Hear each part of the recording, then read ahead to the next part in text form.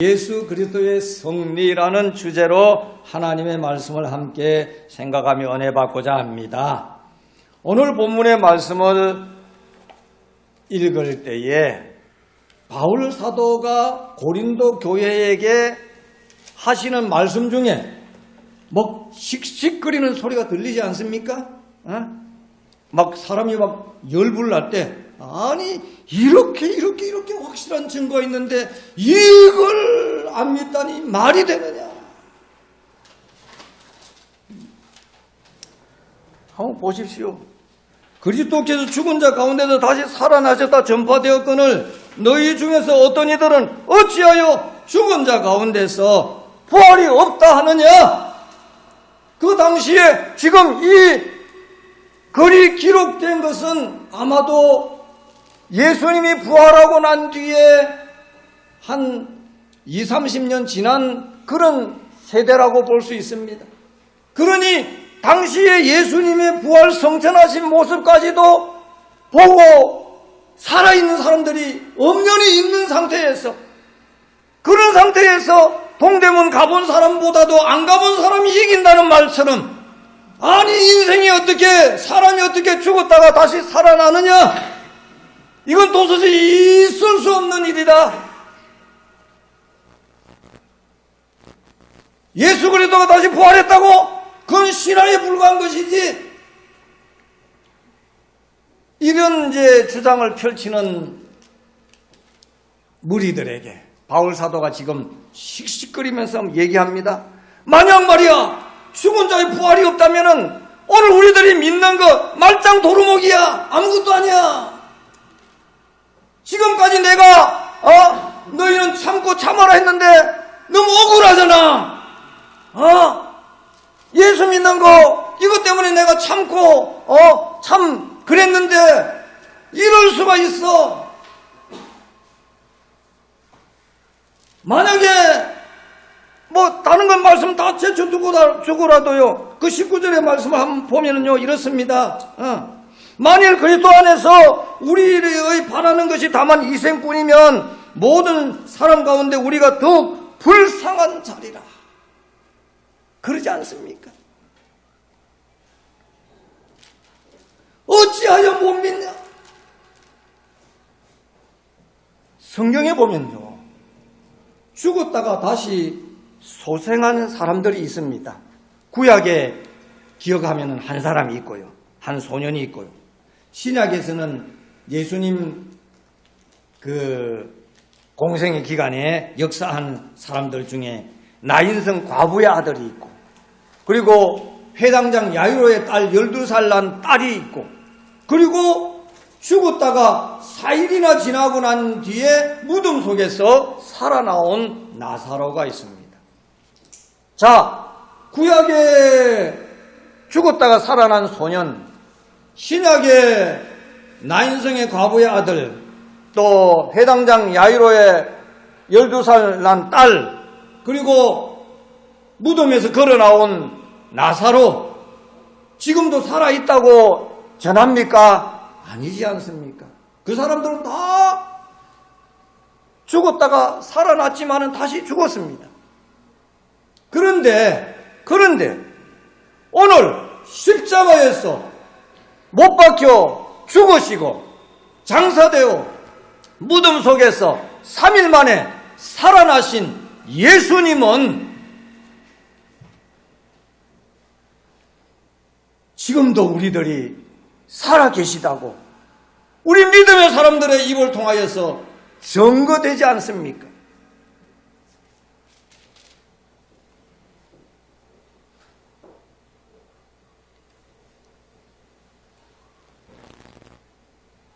예수 그리스도의 죽은 자 가운데서 부활. 오늘 본문 12절 13절의 말씀의 내용을 보면은 그리스도께서 죽은 자 가운데서 다시 살아나셨도다. 13절에 보면은 만일 죽은 자의 부활이 없으면 부활에 대하여서 지금도 이 말씀은 살아계신 예수 그리스도가 계신다고 하는 것. 그래서 인간의 역사 속에서 가장 놀라운 사건은 죽었던 예수 그리스도가 다시 사셨다는 예수 그리스도의 부활 사건이라고 할 수 있는 것입니다. 왜 그러냐? 그 사실을 믿고 인정하는 자에게, 오늘 우리들도 그 믿는 자들에게 그런 역사가 일어나기 때문이라는 것입니다. 오늘의 성경 말씀대로 예수 그리스도의 부활의 역사적 사실이 없었다면 십자가의 사건은 실패로 끝나고 말았을 것입니다.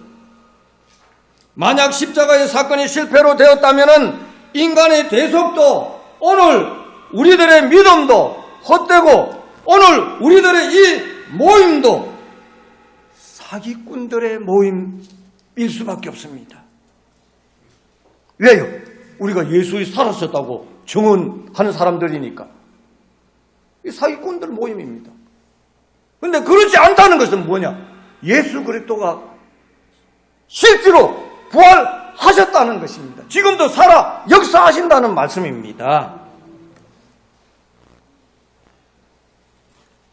그래서 예수 그리스도의 부활로 말미암아 죄악과 죽음을 물리치시고 승리하신 예수 그리스도에 대하여 좀 더 생각해 보며 오늘 하나님의 은혜를 좀 받고자 우리 함께 소망해 봅시다. 자, 첫째로 예수 그리스도의 승리는 무엇에 대한 승리인가? 바로 죄악을 정복했다는 사실을 보여줍니다. 요한복음 19장 30절 말씀에 예수께서 신 포도주를 받으신 후 가라사대 다 이루었다. 다 이루었다고. 십자가상에서 사람들이 볼 때는 웃기는 거 아닙니까? 아니, 죽어가는 사람이 뭘 다 이루었다고. 그 다 이루었다고 하는 것은 여러 가지가 의미가 있겠지만은 죄를 우리 인간사 속에 이 죄 때문에 좌절하고 슬퍼하고 절망하는 그런 이 죄를, 그런 역사를 일으키는 이 죄를 예수님께서 정복했다는 것입니다.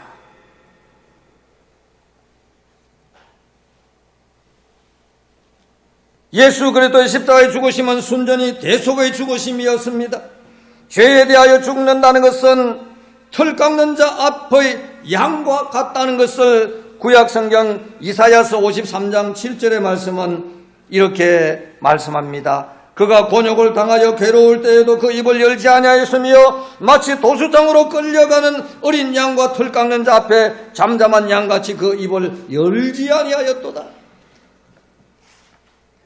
예수 그리스도께서는 최고의 흉악한 범죄자를 사형하는 십자가 형벌에 처형을 당했습니다. 참으로 너무나 이상한 일이 아닙니까? 성경적으로 보면 죄를 알지도 못하는 자라고 했습니다. 예수 그리스도를.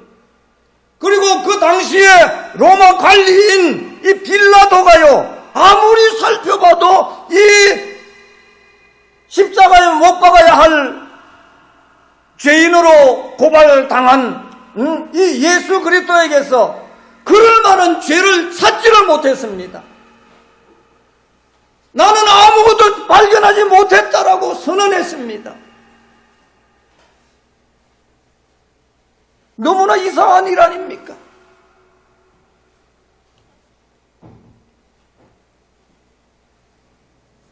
참으로 십자가 형벌은 인간적으로 보면은 예수 그리스도께서, 아니 더 나아가서 하나님께서 완전히 참패한 모습입니다. 마귀 사탄이가 이제 내가 다 해치웠다. 인간적으로 보면 십자가는 완전 참패입니다. 그런데 그 상황에서 예수님께서는 다 이루었다 라고 하셨으니 뭔가 이상한 거 있지 않겠냐. 십자가는 타락한 세상의 기준으로 볼 때는 완전 참패입니다. 그러나 죄악의 힘으로, 즉 불의와 조작된 악으로 정의를 결단코 정복할 수 없다는 사실을 무엇으로 알려줍니까? 바로 무덤이 열렸다는 것입니다. 그 증거가 바로 장사당한, 예수 그리스도께서 장사당한 지 3일 만에 그 무덤 문이 열렸다는 것입니다. 무덤이 열렸다는 것은 죄악을 정복했다는 상징적인 의미를 오늘 우리들에게 보여주는 것입니다. 이로 말미암아 우리 인생은 이제 하나님 앞에 어여시 설 수 있는, 진정한 회개하여 천국을 바라볼 수 있는 길이 활짝 열렸다는 말씀입니다. 그래서 세례 요한이 예수님께서 복음을 전하는 첫 일성이 바로 회개하라 천국이 가까웠느니라 라는 말씀이었습니다. 즉 이 말씀은 무슨 말씀입니까? 이제 우리 인간이 죄악으로 지옥 영원한 멸망 형벌 받을 우리 인간이 그렇지 아니하고 회개의 길이 열렸다는 말씀이죠. 그전에는 아무리 회개하려고 해도 회개가 하는 길이 없었습니다. 천국이 열리는 길이 없었습니다. 그런데 천국이 열리는 길을, 회개를 할 수 있는 길이 열렸는데 그분이 누구냐? 예수 그리스도라는 것입니다. 믿읍시다. 두 번째는요, 예수 그리스도의 승리는 무엇에 대한 승리입니까?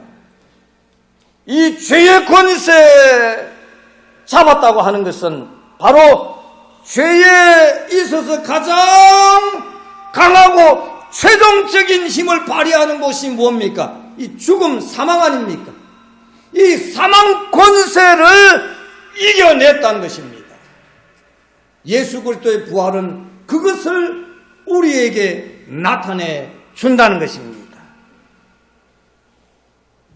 다 이루었다는 말씀은 성경에서 실제로 구약과 신약에서 표현하는 그 말씀이 있는데요. 그 말씀이 바로 호세아서 13장 14절 말씀, 신약에서는 고린도전서 15장 55절 말씀입니다. 제가 골라낸 말씀은 이 말씀을 보면 그렇습니다. 내가 너희를 엄부의 권세에서 속량하며 사망에서 구속하리니 사망아 내 재앙이 어디 있느냐? 엄부야 내 멸망이 어디 있느냐? 뉘우침이 내 목전에 숨으리라 라고 구약의 호세아서는 말씀합니다. 이 말씀을 그대로 받아서 신약의 고린도서에서 바울 사도는 사망아 너의 이기는 것이 어디 있느냐? 사망아 너의 쏘는 것이 어디 있느냐? 죽음을 향하여서 담대하게 이렇게 외칠 수 있는 사람이 누구겠습니까? 예수 그리스도를 구세주로 믿는, 예수 그리스도의 부활을 믿는 사람이 아니면은 이 죽음을 향하여서, 사망을 향하여서 담대하게 사망아 네 가족이 뭐야? 이렇게 외칠 사람은 세상에 아무도 없다는 것입니다.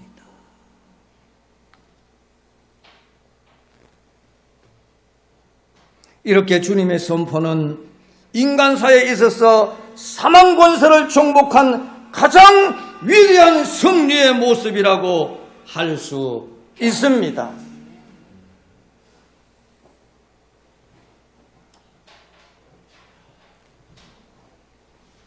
그래서 주님께서는 나는 부활이요 생명이니 나를 믿는 자는 죽어도 살겠고 무릇 살아서 나를 믿는 자는 영원히 죽지 아니하리라고 선언했습니다. 믿읍시다. 세 번째는 예수 그리스도의 승리는 무엇에 대한 승리입니까? 우리 장로님 기도하는 내용 중에 참으로 우리에게 희망이 되는, 보람이 되는 그것이 바로 이 기독교 속에 예수 안에 도사리고 있다는 것입니다. 무슨 말씀입니까? 예수 그리스도 안에서 참된 소망을 가지게 된다는 것입니다. 성경은 말씀합니다. 요한일서 5장 12절 말씀에 아들이 있는 자에게는 생명이 있고 하나님의 아들이 없는 자에게는 생명이 없느니라. 아멘. 이스라엘을 로마로부터 회복하고 예수 그리스도께서 유대인의 왕이 될 줄로 생각하였던 정치 야욕의 추종자들, 그리고 예수님이 왕으로 군림하면은 누가 높은 자리를 차지할 것인가 생각하던 권력 위주의 영웅들, 그리고 또 오병이어의 기적과 각종 신유의 능력에 노력 없이도 먹을 수 있고 이제 건강한 삶을 살게 되었다고 하는 태만한 군중들, 요행과 불소덕을 기대하던 자기 중심의 신앙의 사람들 모습 속에서 오늘 우리 믿음의 사람들은 예수 그리스도의 부활의 승리는 절망이 변하여 참된 소망으로 오늘 우리 모두에게 함께하기를 소망합시다. 이 소망을 세상에서는 스폰서를 중요하게 생각하지 않습니까? 스폰서, 배경자, 돕는 자, 보정자. 보정이 확실하면은 뭐 세상에서는 어느 곳에서든 무엇이든지 할 수 있지 않습니까? 이 구원에 대한 보정은 누가 합니까? 하나님께서 하신다는 것입니다. 우리가 가끔 필요할 때마다 찾는 그 하나님, 그 하나님께서 진정한 보정이 되어 주신다는 것입니다. 하나님께서 사망의 고통을 풀어 살리셨으니 이는 사망에 매여 있을 수 없었습니다. 우리 주 예수 그리스도로 말미암아 우리에게 이김을 주시는 하나님께 감사하노라. 예수께서 친히 그 가운데 서서 너희에게 평강이 있을지어다. 구원의 은혜는 하나님께서 보증서 주겠다는 것입니다. 내가 보증서게, 이 구원에 대하여서는 내가 보증서게, 누가요? 하나님께서. 세상에 조금 시퍼런 것 좀 주머니에 가득 차 있어도 어깨가 목에 힘이 주고 막 그러는데 내 옆에서 하나님께서 내가 너를 보살펴 줄게 라고 하나님께서 붙들어 주신다면은 그 사람 무엇이 달라들겠습니까? 하나님께서 보증되어 주시는데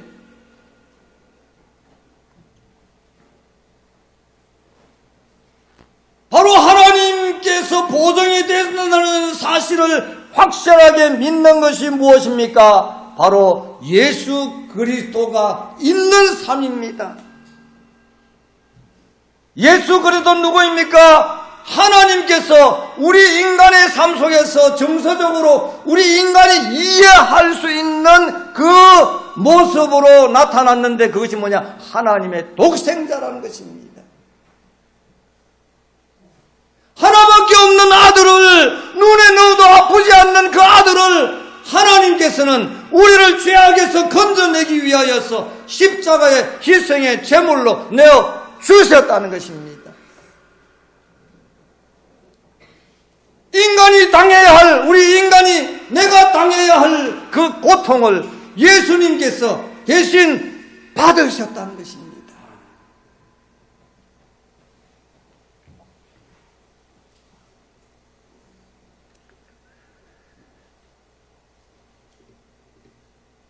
말씀을 정리합니다.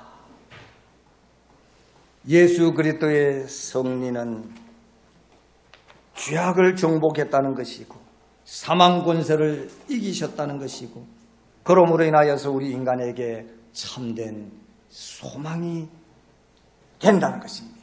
이 사실을 보증하신 분이 누구입니까? 하나님이시라는 것입니다. 그래서 하나님께서 하나님이 세상을 이처럼 사랑하사 독생자를 주셨으니 이는 저를 믿는 자마다 멸망치 않고 영생을 얻게 하려 하십니다. 아멘. 자, 오늘 본문 내용 중에 19절 말씀 우리 다시 한번 같이 한번 한 목소리로 한번 읽어봅시다. 같이 시작. 만일 그리스도 안에서 우리의 바라는 것이 다만 이생뿐이면 모든 사람 가운데 우리가 더욱 불쌍한 자리라. 아멘. 예수 부활하셨네. 믿읍시다. 아멘. 하나님 아버지 감사합니다. 우리가 믿는 예수님께서 십자가에 희생당하시고 죽었다가 무덤에 장사 지낸 지 3일 만에 부활하신 사건은 바로 죄악을 이겼다는, 죄악을 정복했다는 것이고, 죄악을 정복했다는 것은 사람이 두려워하는 이 사망 권세를 이겼다고 하는 것이고, 이 사망 권세를 이겨나갔을 때에 인간에게 진정한 삶의 소망이 주어진다고 하는 것, 다시 한번 오늘 말씀을, 하나님의 말씀을 통하여서 다시 한번 생각했습니다. 이 말씀이 오늘 또 잘 박힌 목과 같이 심령마다 담겨지게 하여 주시옵소서. 예수님의 이름으로 기도드리옵나이다. 아멘.